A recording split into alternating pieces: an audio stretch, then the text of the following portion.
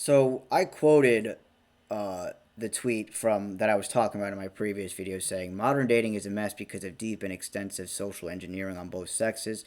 Women love to blame men, and men love to blame women. It's no different than politics. A lot of people on social media say it's quote unquote evolution, typical Darwinism BS, but this isn't accurate.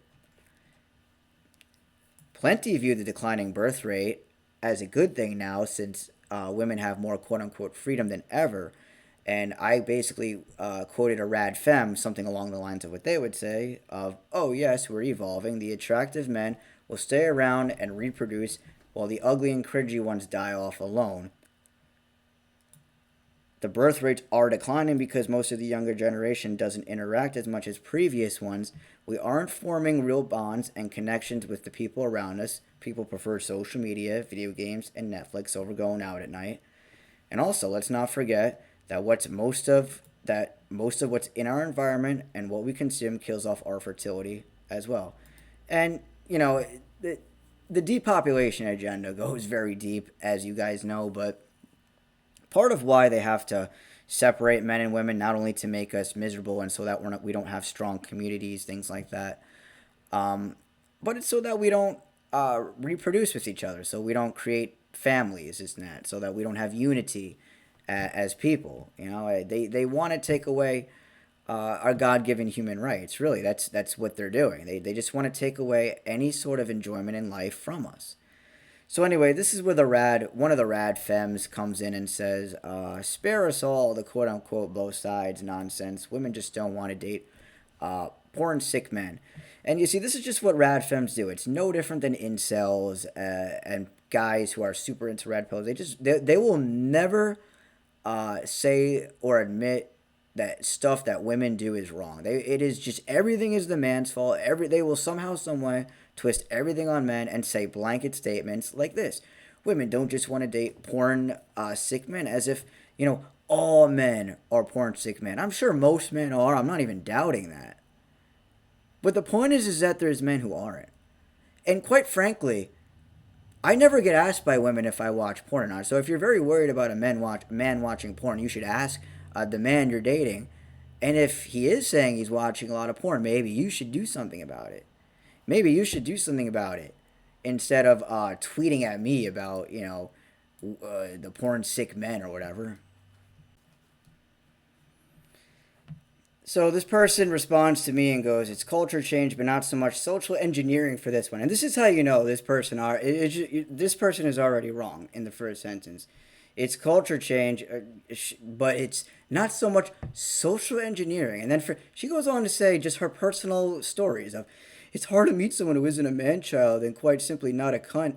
They'd rather be alone, worried they'll miss basketball Wednesdays if they have a girlfriend, lol, or simply hang with their bros." So obviously she's just self-projecting her own issues here. And I'm not doubting that, there's men who are like that, what she's describing.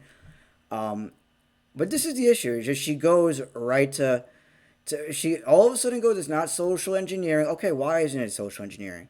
And then she just goes and tells her personal stories. You see, this is a supposed truther, right? I went on her page to see even who this person was. And this person's a truther, right? They're right here if you want to see a little more of a description about them. And then she goes here to communication is bad also. Okay, yeah, I mean, communication can be bad on both ends. And that's the thing. A lot of girls love to talk about as if they know everything about relationships. They'll be the perfect wife, girlfriend. I mean, I've dated plenty of girls before. And, the women I date never care about truth. It's like they care about anything but the truth. And you could say, oh, maybe you should date a girl who knows truth. Dude, I can't even find a guy, practically, a friend who knows truth. It's so hard to find anyone who knows truth, let alone date someone, a girl that knows truth. I feel like I feel like there's more guys that know and understand truth than girls. I could be wrong, but that's just the way I see it, because guys are a little more rational than women are. But anyway, I responded to her thing. It's social engineering, but okay, sorry you feel that way, because she's just projecting on how she feels. And look at what she said back to this. So after I said it's social engineering, she goes on to say it's my experiences. So at least she did admit that it is her own experiences. But she goes on to say I've had more than a few. Grew up with men playing sports, aviation studies, and the rest. They've always been game player manipulators. The social engineering part is that our culture has engineered them into this type of personality from society and their mothers, etc., like gods who only protect themselves. Isn't it interesting how on one end of the spectrum you get women saying that men are game player manipulators, and then you on the other end, like in what I was just showing you in that other tweet, how the woman saying that these men lack confidence, they don't understand women, they lack any sort of charisma, this and that. So you can obviously see that I think it's the women who are choosing the wrong men, because in this world it's the women that do the choosing. Let's be real about that. The men don't do the choosing necessarily. A lot of the times it's the men that have to settle for a girl that they don't even find that attractive. It's otherwise they're just going to be single for life. Because as I was saying before, women will never understand how hard it is to even get a date as a man. It is very, very hard to get one. So she goes on to say how from their mothers or whatever.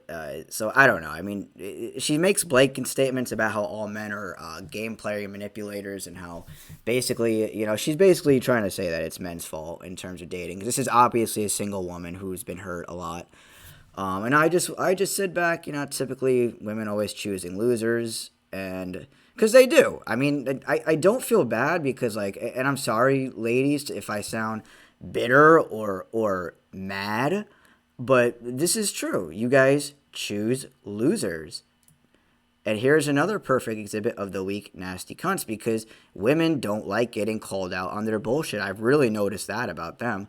And then I said, come on my podcast if you think you have something important to say. And this is a message to any one of you truthers out there, who like to be anonymous and don't show your face. You come on my podcast if you think you have something good to say. Because I'm no one, right, that you don't want to come on, because I barely even have like 100 followers on X or whatever, or like just a little over 100. You don't want to come on. You think you're too cool, this and that. There is no time to play secret agent, man. There is so much at risk right now. We have no time to waste than to sit behind a computer and tweet. Tweeting isn't going to do anything for the world. Tweeting isn't going to do anything. I'm so tired of seeing truthers. They got no links to nothing. They got no YouTube channel, no podcast, no website. All they do is sit on their ass and tweet like a coward, because that's what you are. If you're a truther or you're fighting for freedom and all you do is just tweet, you're not doing anything. You have to show your face. You have to at least give a name on who you are. This is the greater work. I might sound self-righteous. This is what you need to do if you want to wake people up. You need to communicate like this. We will never communicate properly through tweeting with each other or accomplish anything by tweeting. And I'm tired of people tweeting thinking, because people would never say this shit to my face. That's what's annoying about the internet. And I understand this is just, a consequence of the internet. You're going to have to deal with trolls or whatever. But you would never say this to my face. Let's be real.